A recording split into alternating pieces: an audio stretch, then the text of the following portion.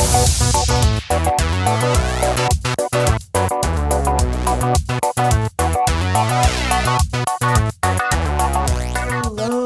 thank you for joining me here on Alyssa Jean's Reviews. My name is Alyssa, and this is my first in a series of videos I am doing for the end of the year 2021. The end is approaching quickly. We are in December, and I am going to be naming my most overrated show of 2020-21, my most underrated show, my worst show, and then my top 10 best shows, all in 4 consecutive weeks. Starting with this one here, this is my most overrated show. All of these videos will be mostly spoiler free. There will be some plot points I'm just going to have to reveal in order to talk about it, but I will omit the key details just in case you do want to go and watch some of these shows if you haven't seen them yet. In this case, for the most overrated show and the worst show that I will do in 2 weeks, I would recommend that you don't waste your time, but maybe you do. So just out of respect, I will keep them mostly spoiler free in case you haven't seen the shows yet. So you don't know what the show is yet, but before I reveal that, let me just explain really quickly what I mean by overrated. I think a lot of times people get overrated confused with bad. So I just want to say that this video that I'm doing for the most overrated show and the video I'm doing in 2 weeks for the worst show, 2 completely different shows. This one I like a lot better than the one that I'm going to name in a couple weeks for my worst show. What overrated means is that I simply do not like it as much as everyone else does, or as the general public does. That doesn't necessarily mean I hate a show just because I call it overrated. In this case, I would say the show is very mediocre. I kind of like it. I'm on the fence on whether or not I'm going to watch the next season. Maybe I will. But I don't hate it. Not the way that I hate the show that I'm going to name in a couple weeks for the worst show of 2021. This is the most overrated show. And so what is it? Here's the big reveal. What is the most overrated show, in my opinion, of 2021? The most overrated show is Invincible on Amazon Prime. So this show came out in, I think it was like April or May or something along those lines.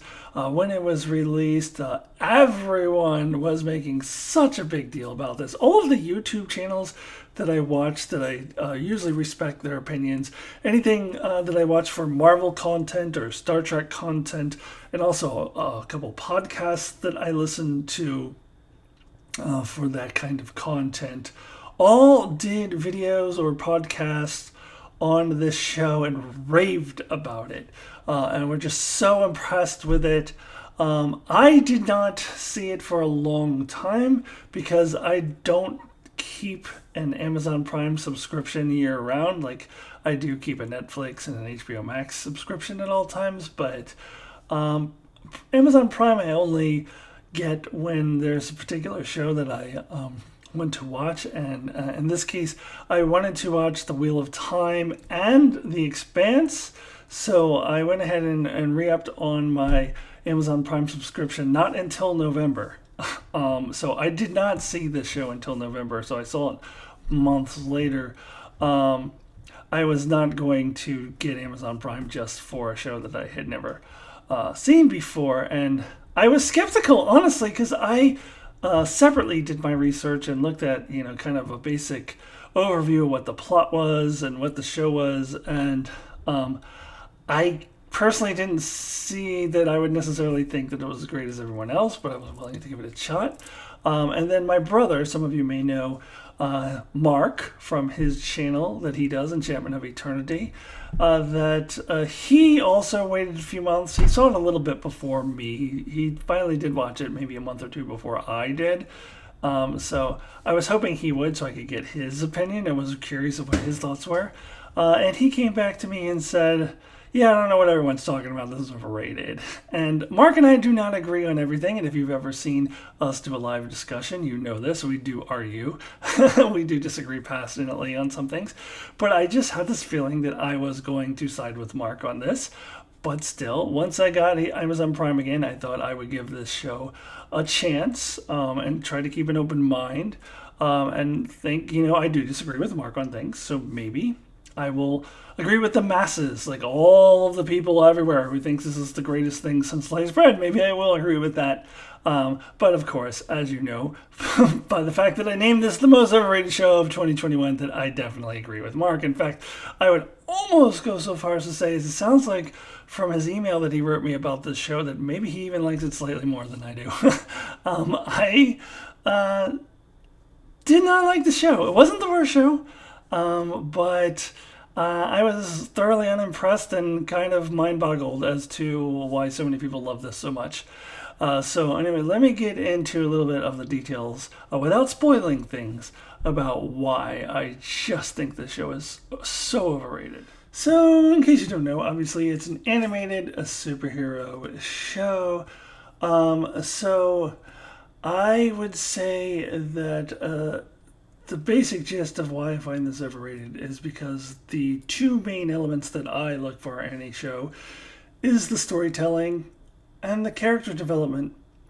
Now, while this show was strong in other areas, such as the animation was really good, the voice acting in many cases was very good, but the storytelling and the character development was incredibly weak. And also, I felt that the twists that the show tried to throw on you were completely unimpressive. There is the first twist that you get, without spoiling anything, is at the end of episode 1. And while I didn't necessarily predict that that twist was going to happen, I was not at all surprised. And I really felt like I was being manipulated to be shocked by something that I didn't find that shocking. I was incredibly unimpressed, very underwhelmed by the ending of episode 1. Well, I have heard other reviews, spoiler-free reviews, where people said that, wow, it seemed like an ordinary superhero show until that ending of the first episode. Whereas I say it seemed like a cliche ordinary superhero show until the ending of the first episode. Then it was even worse than a cliche superhero show because I felt like they were trying to manipulate me into feeling something, to feeling shock. They tried so hard. I can't describe without spoiling it, but they tried so hard to shock me. And I was like, you were trying way too hard. I am completely underwhelmed. So I was actually turned off by the ending of that first episode, whereas other people, I think it captured them and made them interested in the show. For me, it went the opposite way. I thought through the first episode, this is a stupid cliche superhero show, and then it gets worse. And one I just have to talk about in the first episode, we are introduced to, I think they're called the Global Guardians, the Guardians of the Globe or something, which is basically the Justice League. I mean, there's an Aquaman, there's a Flash, there's a Batman with different names. And while I realize that you could say the same thing about the boys. The boys have their Flash, they have their Aquaman, they have their Superman. But the boys did it in a way to reflect on the superhero genre, to just kind of do a new twist on the superhero genre, to show you what the dark side of Justice League would look like. The boys pulled it off. Here, this show, I got the impression they're trying to be the boys, but they fail miserably. The Boys, another Amazon Prime show, by the way, is vastly superior, and they're trying to copycat it, and they fail miserably, so what you end up with is just a copycat Justice League, and it's stupid.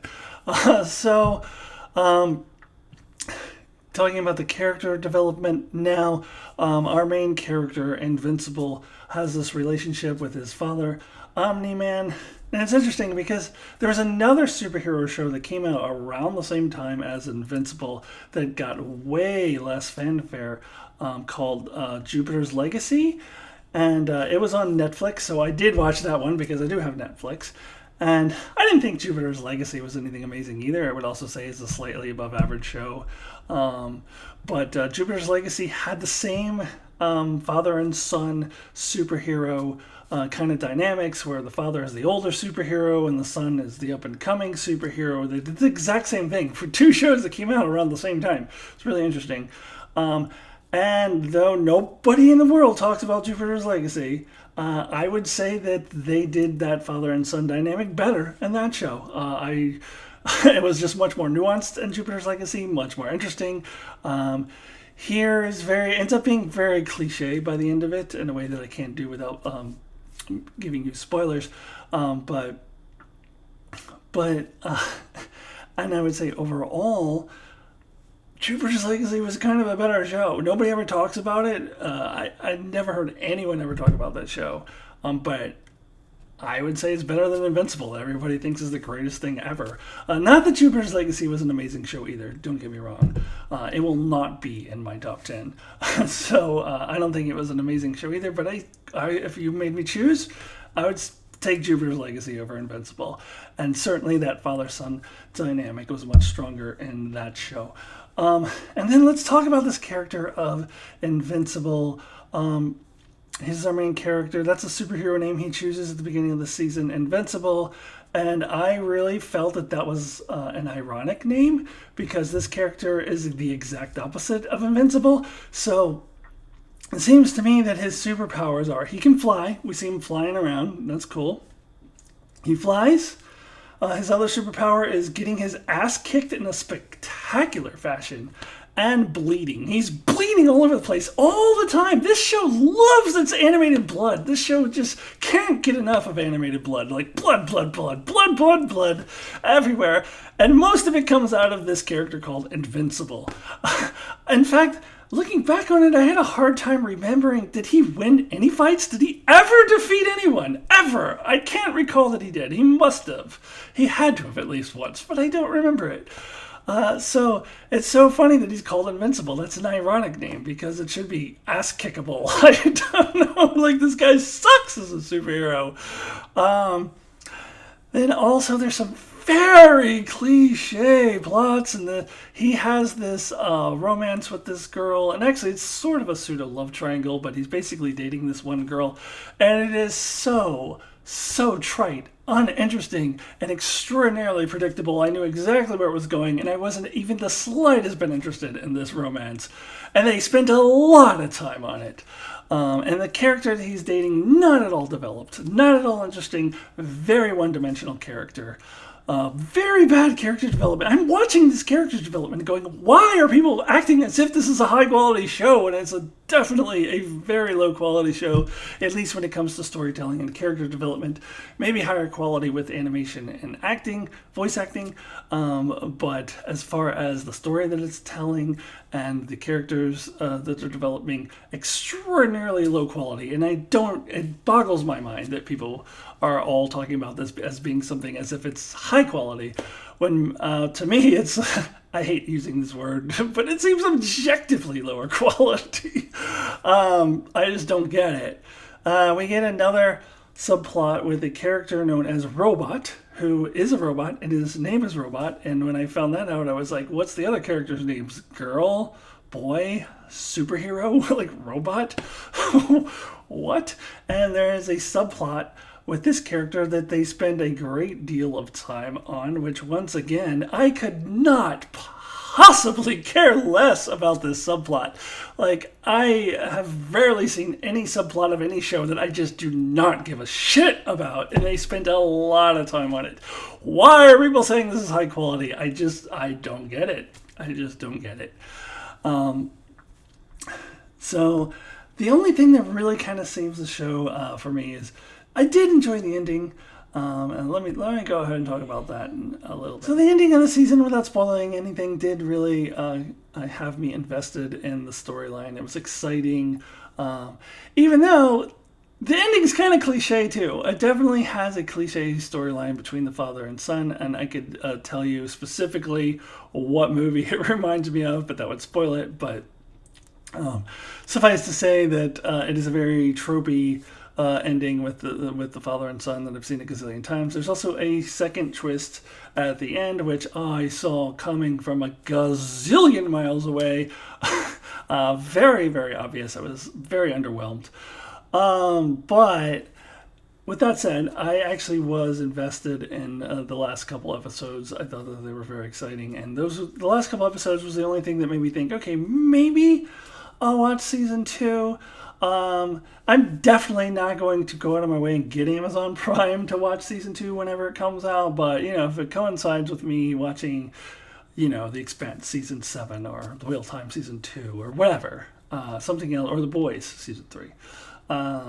If it were to coincide with something like that, maybe I'd start watching a couple episodes and see if it gets better, but I'm not excited about this show.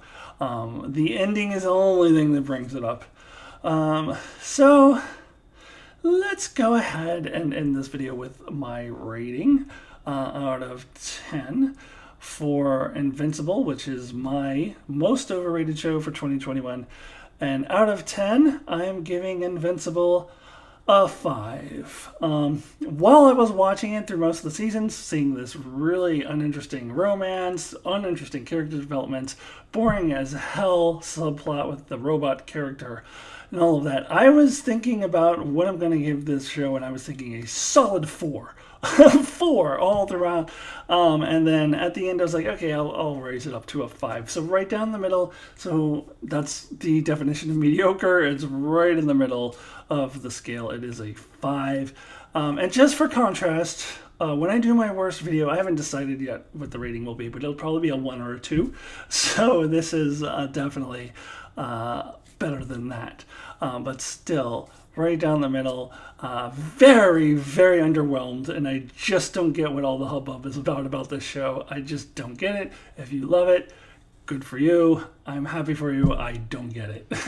So that is it for my video on the most overrated show of 2021. Next week, I will be a lot more positive in talking about my personal most underrated show of 2021. So it's a show that I really liked that I just don't think gets enough love in general. And it seems like nobody really has even heard of it or watched it. So that will be next week, and then in 2 weeks, the worst show of 2021. And then in 3 weeks, my top 10 best shows, which I'm really excited about. I've been working on that all year long. Super excited about it. So check out everything else on my channel. Subscribe if you have not already, and I will see you.